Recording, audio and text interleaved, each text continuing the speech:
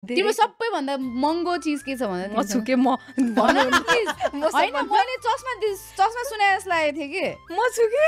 ठिकै छ त सामान भनेको के तिमी भनेको होइन तिमी त महँगो नै हो नि सबसे बढी मात्र घर भन्ने सबभन्दा ठुलो घर छ अघि कस्तो छ यार म साँच्चै सिरियसली सोधेको त्यस्तो धेरै कुराहरू छ कि अलिकति यता आएर बोल्न अनि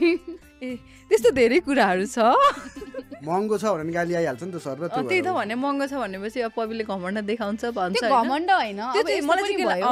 कुनै पनि ठाउँबाट आउँदाखेरि होइन मान्छेलाई सोक अघि तिमीले भन्यो नि होइन ए मेरो पनि यस्तो भइदिएको भयो हुन्थ्यो अब पहिला चाहिँ अब पैसा थिएन पैसा नभएको बेलामा त त्यस्तोमा आँखा पनि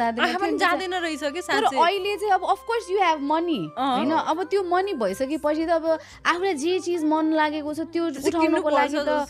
के भयो त पैसा खर्च गर्दा आफूसँग भएपछि चाहिँ किन्न मन लाग्दो रहेछ कि म दिल्लीमा बस्दाखेरि मैले कहिले पनि त्यो हुन्छ नि मलबाट सपिङ गर्दैन थिएँ कि म जहिले नि सरोजिनी मार्केट गएर सपिङ गर्दै किनकि त्यहाँ चाहिँ 100 रुपियाँको टप्सहरू पाउँछ अनि 50 रुपियाँको टप्सहरू पाउँछ यो माथि लगाउने टी सर्टहरू अनि 200-300 रुपियाँको जिन्सहरू पाउँछ अनि यस्तो हिलहरू पनि 100 रुपियाँको 150 रुपियाँको पाउँछ होइन अनि कति सस्तो पाउँथ्यो अनि हामी त्यहीबाट सपिङ गर्थ्यौँ होइन अब अहिले नेपालमा आएर फेरि नेपालमा सपिङ गर्दाखेरि के हुँदो रहेछ भने एउटा कुरा चाहिँ भनिदिन्छु होइन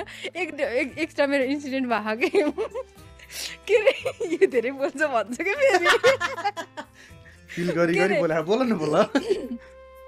मैले चाहिँ त्यो काठमाडौँ मलबाट एउटा टी सर्ट किनेको ग्रिन कलरको होइन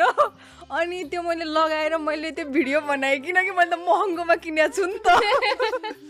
अनि एउटा बहिनीले मलाई कमेन्ट गर्यो 250 को टी सर्ट भनेर म त यति रिस उठिन त्यो कुरा देखेर होइन म 250 को आउँदो रहेछ त्यो मान्छेले त मलाई 2500 रुपियाँ लिएको थियो भन्ने भयो कि